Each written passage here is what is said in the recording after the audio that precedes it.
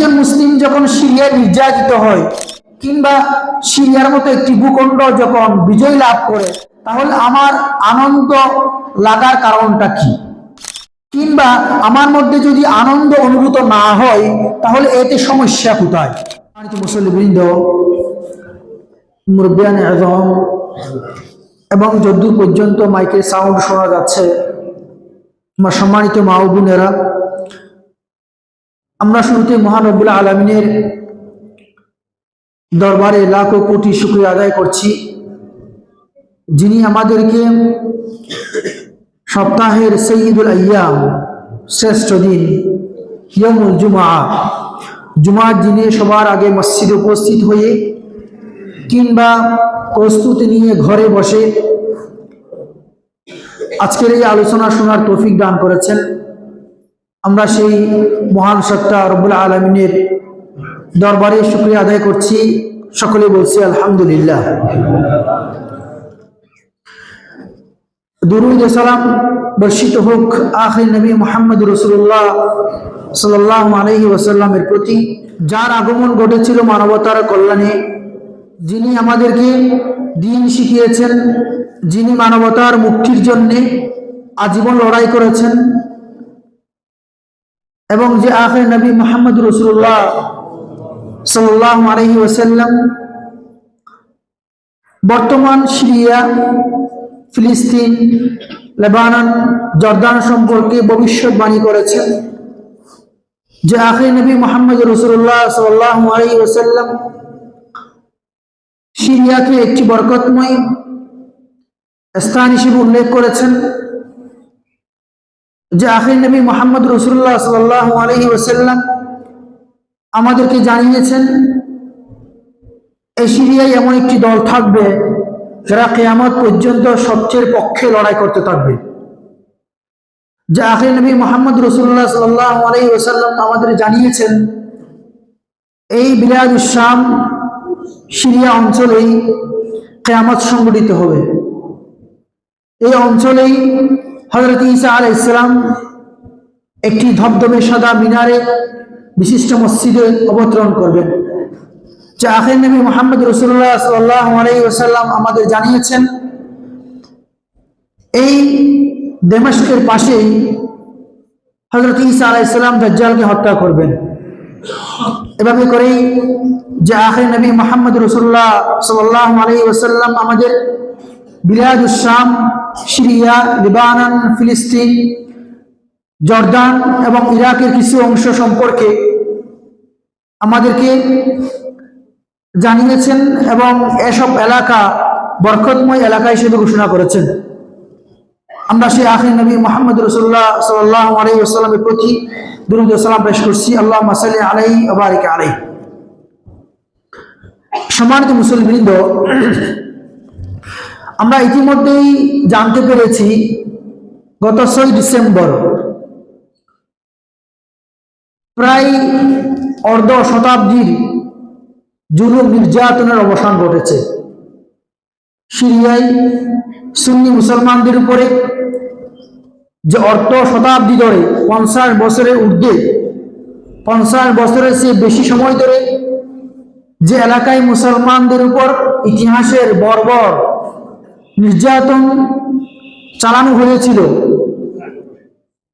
আসাদ পরিবার যে সুন্নি মুসলমানদেরকে জবাই করে হত্যা করেছিল, 3 লক্ষের অধিক মানুষকে বাড়িছাড়া করেছে, 1 লক্ষের অধিক মানুষকে জেলে বন্দী করে রেখেছে, এবং যেখানে শত শত সুন্নি আলেম উলামা জনসাধারণকে বিভিন্ন কায়দায় হত্যা করেছে, সে আসাদ আল বাশার পরিবারের পতন ঘটেছে। আজকে আপনাদের সামনে আলোচনা করতে চাই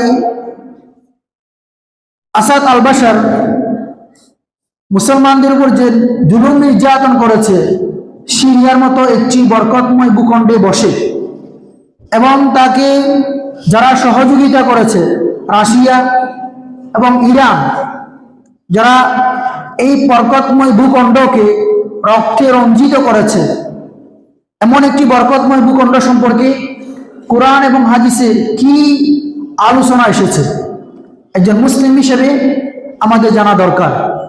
কাজেই আজকে আপনাদেরকে সিরিয়া এবং তৎসংলগ্ন এলাকা বিলাদুশ শাম, যেটিকে হাদিসের ভাষায় বলা হয়েছে লেবানন, ফিলিস্তিন, জর্দান, ইরাকের কিছু অংশ, সিরিয়া, এই অঞ্চল সম্পর্কে কোরআন এবং হাদিসে কি কি বর্ণনা এসেছে তার সংক্ষিপ্ত আলোচনা করতে চাই, যাতে একজন মুসলিম হিসেবে এই বরকতময় ভূখণ্ড সম্পর্কে আমাদের কিছুটা হলেও ধারণা থাকে।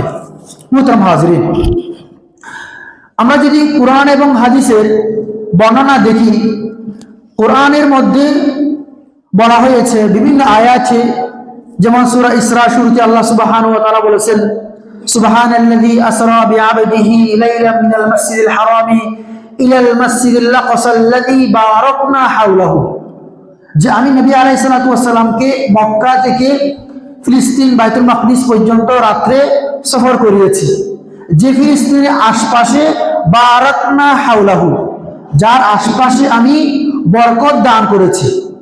এভাবে করে আল্লাহ সুবহানাহু ওয়া তাআলা অন্য একটি আয়াতের মধ্যে বলছেন, ইয়া কওমি উদখুলুল আরদাল মুকাদ্দাসাতা আল্লাতী কাতাবাল্লাহু লাকুম, আল্লাহ মুমিনদেরকে, বনি ইসরাইলের মধ্যে যারা ঈমান এনেছিল তাদেরকে উদ্দেশ্য করে বলেছিলেন যে তোমরা সেই ভূখণ্ডে প্রবেশ করো যুদ্ধ করবার জন্য, জিহাদ করবার জন্য, যে ভূখণ্ড আমি তোমাদের জন্য লিখে দিয়েছি, আমি তোমাদের জন্য নির্ধারণ করেছি।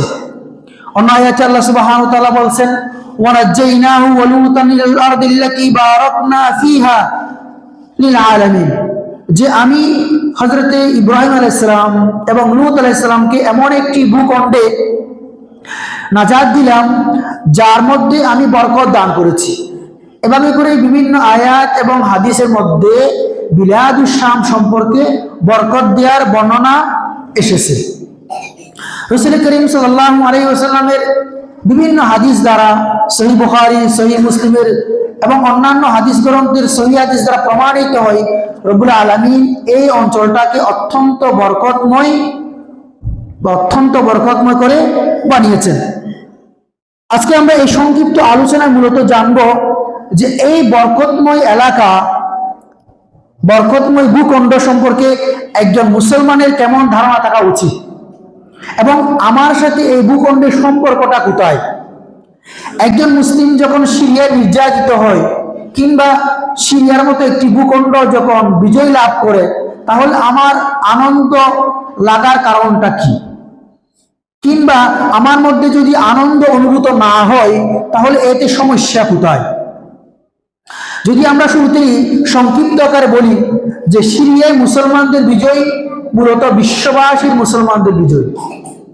কারণ আল্লাহ নবী সাল্লাল্লাহু আলাইহি ওয়াসাল্লাম বলেছেন, যদি পৃথিবীর আনাচে কানাচে যেখানে হোক না কেন একজন মুসলিম যদি আঘাত প্রাপ্ত হয়, যেন বিশ্ববাসীর সমস্ত মুসলমানরা আঘাত পেয়েছে, যদি সে সত্যিকার অর্থে ঈমানদার হয়ে থাকে। আর আপনার মধ্যে যদি সে অনুমতি না আসে, সিরিয়ায় একজন মুসলমানকে জবাই করে হত্যা করা হলো আর আপনার মধ্যে কষ্ট লাগলো না, অনুমতি আসলো না, তাহলে বুঝতে হবে আপনার আমার মধ্যে কোনো ঈমানের পূর্ণতা আসেনি। সিরিয়ার একজন মুসলমান, সিরিয়ার সুন্নি মুসলমানরা যখন বিজয় লাভ করে আপনার মধ্যে যদি সেই আনন্দ অনুভূত না হয়, বুঝতে হবে আপনার মধ্যে উখুওয়া ঈমানিয়া, ঈমানি বা চিত্ত লাগা দরকার, সেটি আসেনি।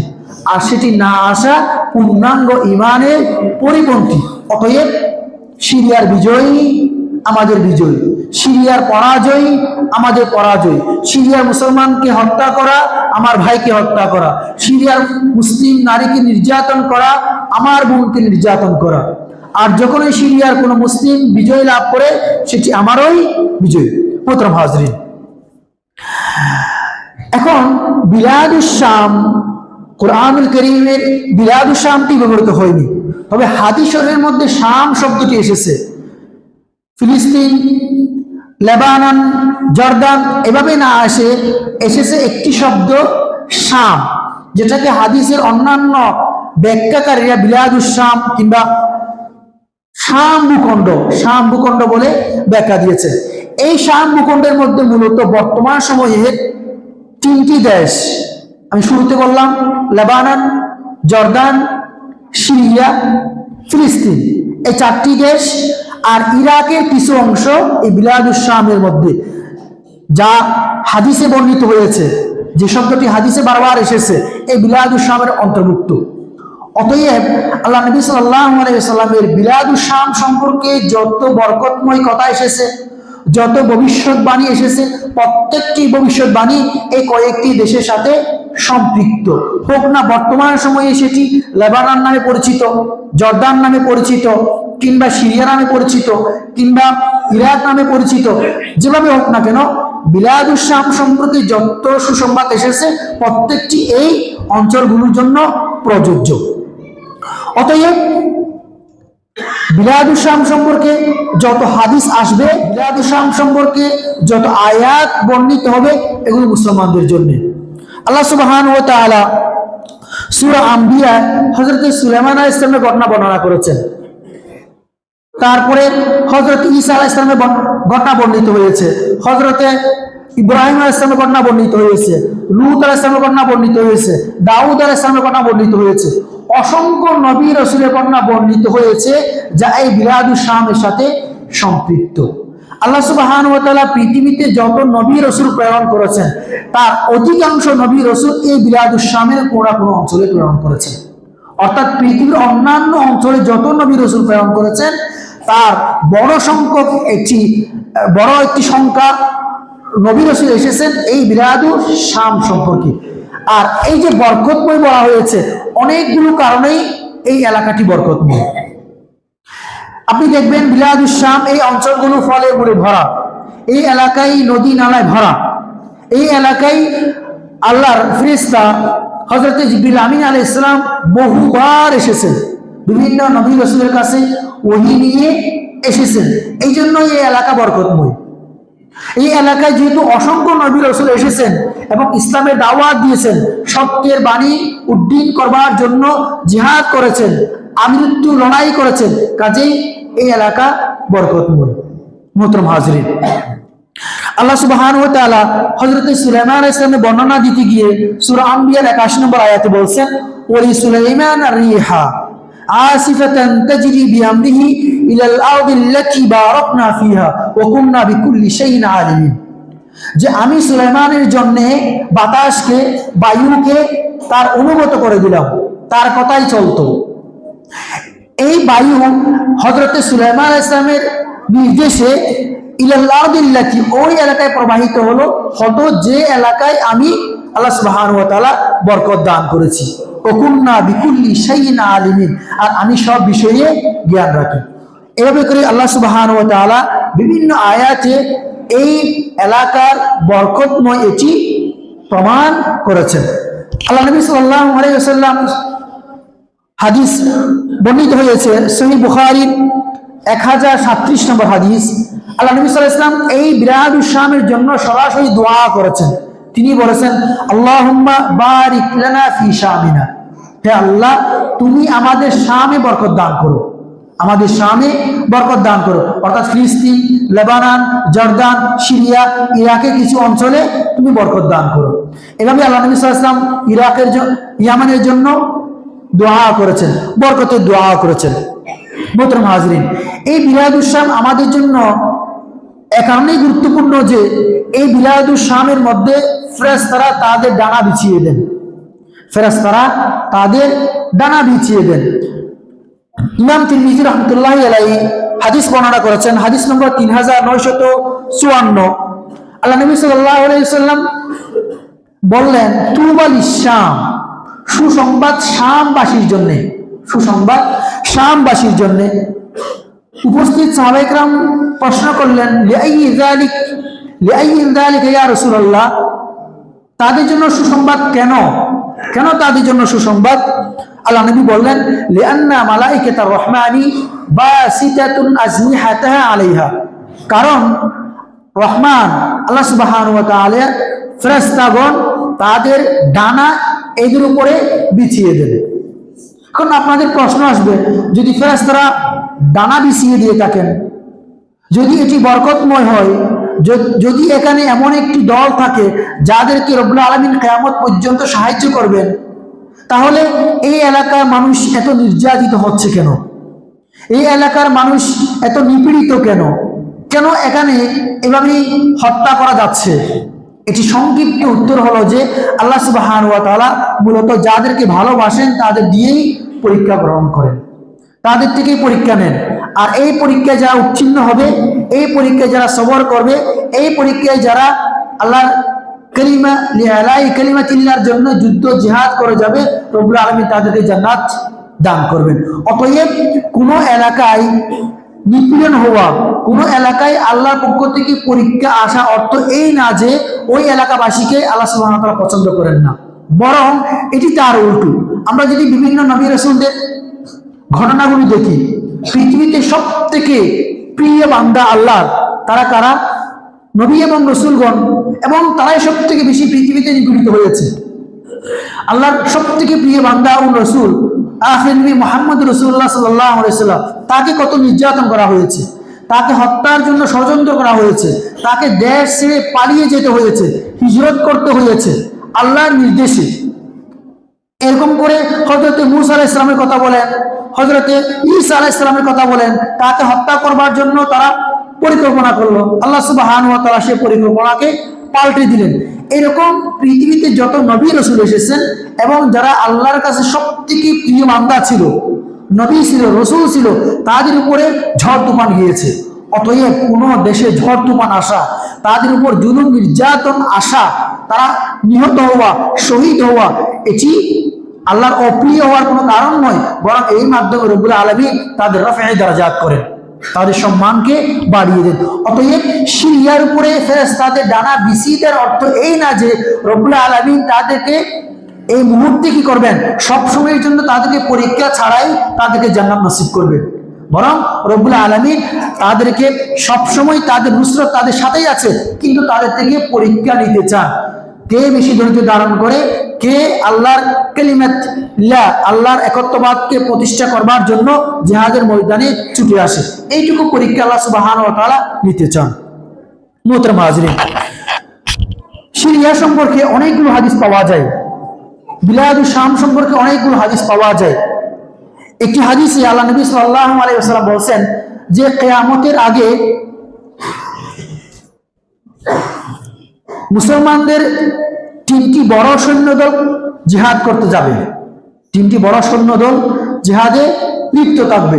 তার মধ্যে একটি দল থাকবে জুনদুম বিশাম, জুনদুম বিশাম, একদল শামে জিহাদ করতে থাকবে। কিয়ামতের আগে একদল শামে জিহাদ করতে থাকবে। বর্ণনাকারী সাহাবী তিনি আব্দুল্লাহ ইবনে খাওয়ালা আল্লাহ রাসূলকে জিজ্ঞেস করলেন, খিরলি ইয়া রাসূলুল্লাহ ইন আদরাকতু যালিক, আমি যদি সেই মুহূর্তটা পেয়ে যাই যেখানে একদল ইরাকে যুদ্ধ করবে, আর একদল ইয়ামানে যুদ্ধ করবে, আর একদল শামে যুদ্ধ করবে, আপনি আমাকে সেই কঠিন মুহূর্তে, সেই যুদ্ধকালীন সময়ে কোন দলের সাথে, কোন মুসলিম সেনা দলের সাথে যুদ্ধ করবার জন্য পরামর্শ দেবেন? আল্লাহ নবী সাল্লাল্লাহু আলাইহি ওয়াসাল্লাম তাকে বললেন, ফাকালা আলাইকা বিশাম, হে ইবনে খাওয়ালা, তুমি শামে যুদ্ধরত মুজাহিদদের সাথে যুক্ত হবে। সুবহানাল্লাহ। ফাইন্নাহা খিরাতুল্লাহ মিন আরদি, কারণ এই অঞ্চলটি আল্লাহর কাছে সবথেকে প্রিয়তম অঞ্চল। ইয়াস্তাবি ইলাইহা খিরাতুহু মিন ইবাদি, আল্লাহ রাব্বুল আলামিন এই অঞ্চলে তার সবথেকে প্রিয় বান্দাদেরকে এনে একত্রিত করবেন। সুবহানাল্লাহ। অতএব শাম দেশে গিয়ে যুদ্ধ করতে পারা, কিংবা শাম দেশে যারা যুদ্ধ করছেন, যারা শহীদ নিয়তে আল্লাহর কালিমাকে উদ্দিন করবার জন্যে, যারা একমাত্র আল্লাহর সন্তুষ্টির জন্যই যুদ্ধ করে থাকেন, তাহলে হাদিস দ্বারা প্রমাণিত আল্লাহর কাছে সবথেকে প্রিয় বান্দা তারাই। মুহতারাম হাজিরিন, এভাবে করে আমরা হাদিস শরীফে দেখতে পাই যে আল্লাহ নবী সাল্লাল্লাহু আলাইহি ওয়াসাল্লাম বলেছেন, শাম হলো সেই দেশ যেই দেশের মধ্যে ঈসা আলাইহিস সালাম অবতরণ করবেন। ঈসা আলাইহিস সালাম যেখানে দাজ্জালকে হত্যা করবেন, যেখানের মধ্যে ইমাম মাহদী আলাইহিস সালাম ঈসা আলাইহিস সালামের সঙ্গ হয়ে জিহাদ করবেন, যুদ্ধ করবেন। অনেকগুলো কারণে এই বিলাদুশ শাম একটি পরীক্ষাগার, এবং এই কাজের মধ্যে কিয়ামতের আগে সবথেকে ফাসাদ মুক্ত এলাকা হবে এই এলাকা। পৃথিবীতে যত ফাসাদ এখন দেখছেন, যত মারামারি খুন খারাপি দেখছেন, কিয়ামতের আগে সব শেষ হয়ে যাবে। আল্লাহ নবী সাল্লাল্লাহু আলাইহি ওয়াসাল্লাম বলেন, পৃথিবীতে যত ফাসাদ আছে তার মধ্যে সবথেকে বড় ফাসাদটি হবে ফিতনাতুদ দাজ্জাল, দাজ্জালের ফিতনা। এই সে বড় ফিতনা পৃথিবীর বাসীর উপর আর আসবে না। এই ফিতনা শেষ হওয়ার পরে সবথেকে নিরাপদ শহর হবে এই বিলাদুশ শাম, সিরিয়া, ফিলিস্তিন এই অঞ্চলগুলো।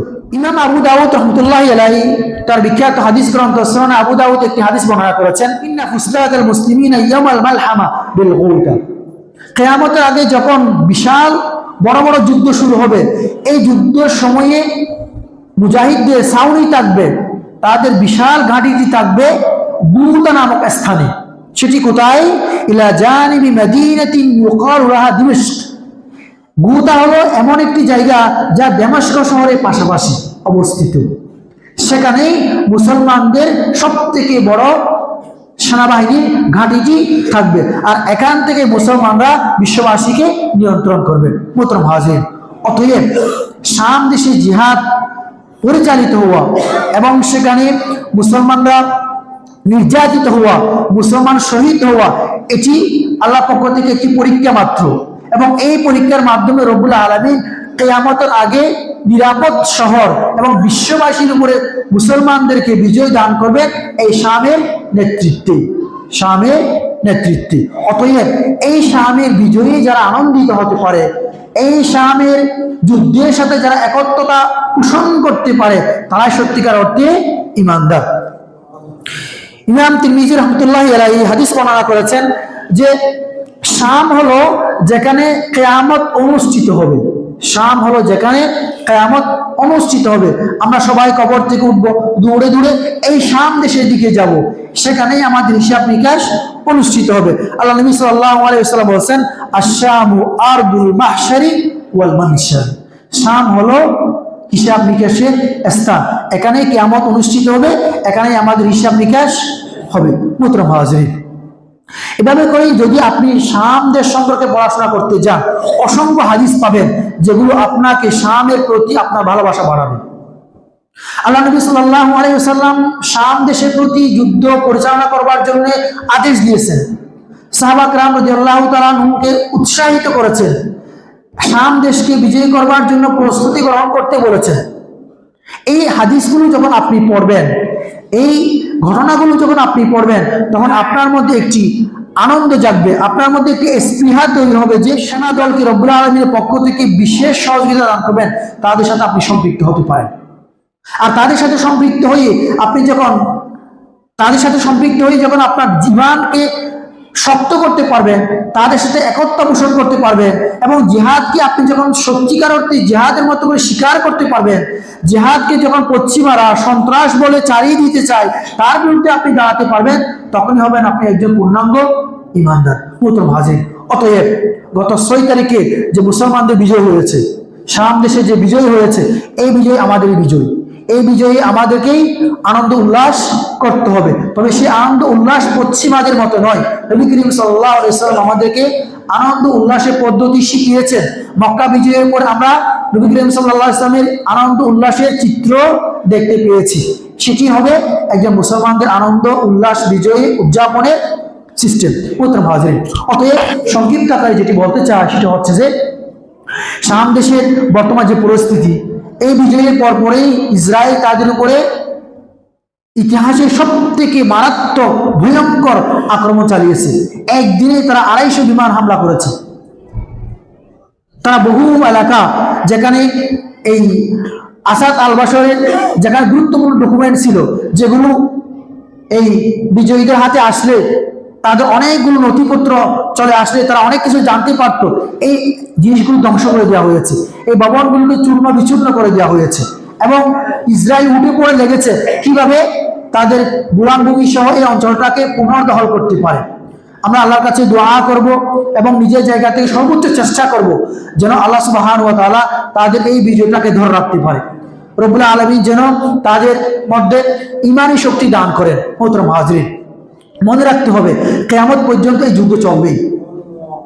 অতএব যদি আপনি ঠান্ডা হয়ে যান, তাদের জন্য যদি আপনার মনটা সব সময়ের জন্য কান্না না করে, তাহলে শুরু যেটি বললাম যে আমরা কখনো পূর্ণাঙ্গ ইমানদার হতে পারি না। আল্লাহ নবী সাল্লাল্লাহু আলাইহি ওয়াসাল্লাম বলেছেন যে আল মুমিনু কাজাসাসিন ওয়াহিদিন, একজন মুমিন একটি শরীরের মতো, সমস্ত মুমিন একটি শরীরের মতো। ইজতাকা আইনুহু ইশতাকা কুল্লু, আমাদের চোখে ব্যথা হলে পুরো শরীর ব্যথা করে। অতএব ফিলিস্তিন কান্না করলে আমাদের চোখ থেকে কান্না আসতে হবে, সিরিয়া কান্না করলে আমাদের চোখ থেকে কান্না আসতে হবে। অতএব জানুন ফিলিস্তিন সম্পর্কে, জানুন সিরিয়া সম্পর্কে। সর্বশেষ সিরিয়ার সামান্য একটি নির্যাতনের চিত্র তুলে ধরে কথা শেষ করছি। সিরিয়ার বিগত 50 বছরের বেশি সময় যে নির্যাতন হয়েছে, এগুলো ঘন্টার পর ঘন্টা বর্ণনা করেও এই চিত্র তুলে ধরা যাবে না। সেখানকার একজন ছোট্ট শিশু বলেছিল একজন সাংবাদিককে, সাউখবিরুল্লাহ কুল্লা শাই, ছোট্ট শিশু, সে বলেছিল সাউখবিরুল্লাহ কুল্লা শাই, আমি আল্লাহকে সব জানিয়ে দেব, আল্লাহকে সব বলে দেব। আল্লাহ সুবহানাহু ওয়া তাআলা পবিত্র ছোট্ট সেই শিশুর কথা কবুল করেছেন, আল্লাহ রাব্বুল আলামিন তাদেরকে বিজয় দান করেছেন। একজন মহিলা বর্ণনা করছেন যে আমাকে যখন জেলে নিয়ে যাওয়া হচ্ছে, তখন আমার বয়স ছিল মাত্র 19 বছর, আমি ছিলাম অবিবাহিত, আমাকে জেলে নিয়ে যাওয়া হলো। এই ঘটনার পরে বিজয়ের পরে সে বর্ণনা করছে যে এখন আমি 2 সন্তানের মা, আমি জানি না এই সন্তানের বাবা কারা। ফিলিস্তিনের সিরিয়ার এমন একটি কারাগার তারা তৈরি করেছে, যেটি 6 তলা বিশিষ্ট একটি কারাগার, 3 তলা মাটির নিচে, 3 তলা মাটির উপরে। বলা হচ্ছে মাটির নিচের প্রথম তলায় যারা আছে, এমনভাবে সেই কারাগারটাকে সাজানো হয়েছে তারা কখনো এখান থেকে বেরিয়ে আসতে পারবে না এবং এখানেই তারা মৃত্যুবরণ করবে। এর উপরে যারা আছে তারা কিছুটা আলু বাতাস পায়, তারা যদি কোনো সময় সুযোগ পায় বেরিয়ে আসে, হয়তো তারা স্বাভাবিক জীবন ফিরে পাবে। কিন্তু প্রথম তলায় যারা আছে তারা যদি কখনো পৃথিবীর বুকে ফিরে আসতে পারে, তারা স্বাভাবিক জীবন আর ফিরে পাবে না। আমরা বিভিন্ন সোশ্যাল মিডিয়ার মাধ্যমে জানতে পারছি এমন কিছু কারাগার থেকে এমন কিছু বন্দীদেরকে বের করা হচ্ছে এখন, যে তারা পাগল হয়ে গিয়েছে, যে 42 বছর পর্যন্ত জেলে ছিল। সে এসে যখন মানুষের হাতে দেখছে অ্যান্ড্রয়েড সেট, সে এই দুনিয়াটাকে চিনতে পারছে না কি হয়ে গেছে। আজ থেকে 42 বছর আগে সে জেলে গিয়েছিল, 42 বছর পরে এসে দুনিয়াটা আগের মতো নেই। সে তার পরিবারকে চিনতে পারছে না, তার ফ্যামিলিকে চিনতে পারছে না, সে দেশটাকে চিনতে পারছে না কি হয়ে গিয়েছে। এই যে 6 তলা বিশিষ্ট কারাগার, বলা হচ্ছে যে এই কারাগারে শেষ পর্যন্ত যাওয়ার কোনো পদ্ধতি এখনো বিজয়ীরা, সেনা দলেরা খুঁজে পায়নি। এমনভাবে তালাবদ্ধ করা হয়েছে, তারা সবাই তো পালিয়ে গিয়েছে, কিভাবে তালাবদ্ধ করা হয়েছে, কিভাবে খোলা যেতে পারে তার কোনো হদিস পাওয়া যাচ্ছে না। যার কারণে এখনো শত শত হাজার হাজার মানুষ সে জেলখানায় বন্দী আছে। মোহতরম হাজিরিন, এরকম করে অসংখ্য আপনি চিত্র পাবেন, যে নির্যাতন জুলুমের চিত্র পাবেন, যেগুলো শুনলে আপনার বুক ফেটে যাবে। একজন মুসলিম হিসেবে আপনি সহ্য করতে পারবেন না। মোহতরম হাজির, কাজে সিরিয়াবাসী মুসলমানরা আমাদেরই ভাই, ফিলিস্তিনের মুসলমানরা আমাদেরই ভাই। অতএব তাদের জন্য দোয়া করা আমাদের ইমানি দায়িত্ব, কর্তব্য, এবং যার যার জায়গা থেকে তাদের জন্য এগিয়ে আসা, তাদের সাহায্যে এগিয়ে আসা, কথায় কলমে কাগজে বক্তৃতায় যেভাবে পারি সেখান থেকে এগিয়ে আসা আমাদের ইমানি দায়িত্ব ও কর্তব্য। আল্লাহ সুবহানাহু ওয়া তাআলা আমাদের প্রত্যেককে সিরিয়াবাসীর পাশে দাঁড়ানোর তৌফিক দান করুক, এবং আল্লাহ সুবহানাহু ওয়া তাআলা তাদেরকে যে বিজয় দান করেছেন, এই বিজয় যেন তারা ধরে রাখতে পারে। তাদের অভ্যন্তরীণ যে কুণ্ডল রয়েছে, বিভিন্ন যে গোষ্ঠী রয়েছে, তাদের সবার মাঝে যেন সমঝোতার ভিত্তিতে তারা একটি ইসলামী রাষ্ট্র কায়েম করতে পারে, একটি নিরাপদ শহর কায়েম করতে পারে। রব্বুল আমিন তাদের সবাইকে সে তৌফিক দান করুক, এবং তাদের কোন অভ্যন্তরীণ এবং আন্তর্জাতিক সব ধরনের ষড়যন্ত্র থেকে তাদের দেশটাকে বাঁচিয়ে রাখুক। ওয়া আখিরু দাওয়ানা আনিল হামদুলিল্লাহি রাব্বিল আলামিন।